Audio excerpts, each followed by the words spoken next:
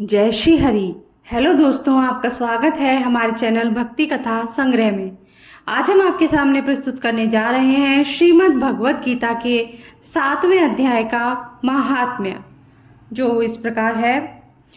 भगवान शिव कहते हैं, पार्वती, अब मैं 7वें अध्याय का महात्म्य बतलाता हूँ, जिसे सुनकर कानों में अमृत राशि भर जाती है।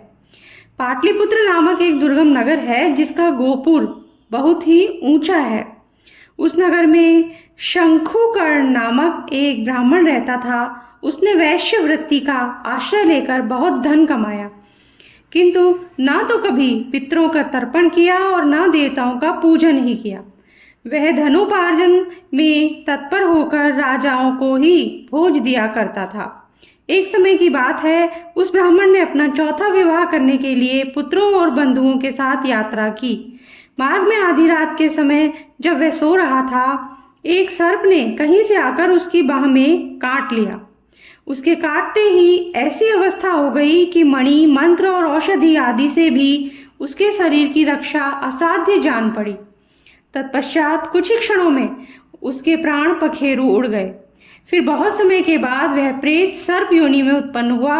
उसका चित्त धन की वासना में बंधा था। उसने पूर्व वृत्तांत को स्मरण करके सोचा, मैंने जो घर के बाहर करोड़ों की संख्या में अपना धन गाड़ रखा है, उससे इन पुत्रों को वंचित करके स्वयं ही उसकी रक्षा करूंगा। एक दिन सांप की योनि से पीड़ित होकर पिता ने स्वप्न में अपने पुत्रों के समक्ष आकर अपना मनोभाव बताया। तब उसके निरंकुश पुत्रों ने सवेरे उठकर बड़े विस्मय के साथ एक दूसरे से स्वप्न की बात कही। उनमें से मझला पुत्र कुदाल हाथ में लिए घर से निकला और जहां उसके पिता सर्प योनि धारण करके रहते थे, उस स्थान पर गया। यद्यपि उसे धन के स्थान का ठीक ठीक पता नहीं था, तो भी उसने चिन्हों से उसका ठीक निश्चय कर लिया और लोभ बुद्धि से वहां पहुंचकर बामी को खोदना आरंभ किया। तब उस बामी से बड़ा भयानक सांप प्रकट हुआ और बोला, ओ मूढ़, तू कौन है? किस लिए आया है? क्यों बिल खोद रहा है? अथवा किसने तुझे भेजा है? ये सारी बातें मेरे सामने बता। पुत्र बोला, मैं आपका पुत्र हूँ, मेरा नाम शिव है। मैं रात्रि में देखे हुए स्वप्न को विस्मित होकर यहाँ का सुवर्ण लेने के कौतूहल से आया हूँ। पुत्र की यह वाणी सुनकर वह सांप हंसता हुआ उच्च स्वर से इस प्रकार स्पष्ट वचन बोला, यदि तू मेरा पुत्र है तो मुझे शीघ्र ही बंधन से मुक्त कर। मैं पूर्व जन्म के गाड़े हुए धन के लिए सर्प योनि में उत्पन्न हुआ हूँ। पुत्र ने पूछा, पिताजी, आपकी मुक्ति कैसे होगी? इसका उपाय मुझे बताइए, क्योंकि मैं इस रात में सब लोगों को छोड़कर आपके पास आया हूँ। पिता ने कहा, बेटा, गीता के अमृतमय 7वें अध्याय को छोड़कर मुझे मुक्त करने में तीर्थ, दान, तप और यज्ञ भी सर्वथा समर्थ नहीं है। केवल गीता का 7वां अध्याय ही प्राणियों के जरा मृत्यु आदि दुखों को दूर करने वाला है।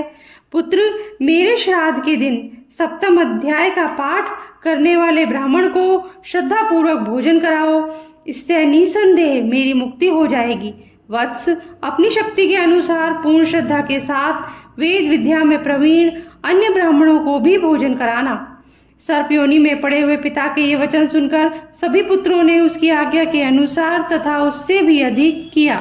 तब शंकुकर्ण ने अपने सर्प शरीर को त्याग कर दिव्य देह धारण किया और सारा धन पुत्रों के अधीन कर दिया। पिता ने करोड़ों की संख्या में जो धन बांट कर दिया था, उससे वे सदाचारी पुत्र बहुत प्रसन्न हुए। उनकी बुद्धि धर्म में लगी हुई थी, इसलिए उन्होंने बावली, कुआं, पोखरा, यज्ञ और देव मंदिर के लिए उस धन का उपयोग किया और अन्नशाला भी बनवाई। तत्पश्चात 7वें अध्याय का सदा जप करते हुए उन्होंने मोक्ष प्राप्त किया। पार्वती, यह तुम्हें 7वें अध्याय का महात्म्य बताया गया है, जिसके श्रवण मात्र से मानव सब पातकों से मुक्त हो जाता है। इसी के साथ आज का वीडियो समाप्त होता है। अगर आपको पसंद आया हो तो लाइक कर दीजिए, और आपने अगर अब तक चैनल को सब्सक्राइब नहीं किया है तो सब्सक्राइब कर दीजिए, बेल आइकन प्रेस कर दीजिए, ताकि आगे आने वाले वीडियोस के नोटिफिकेशन भी आपको आसानी से मिल सके। Thank you. जय श्री हरि।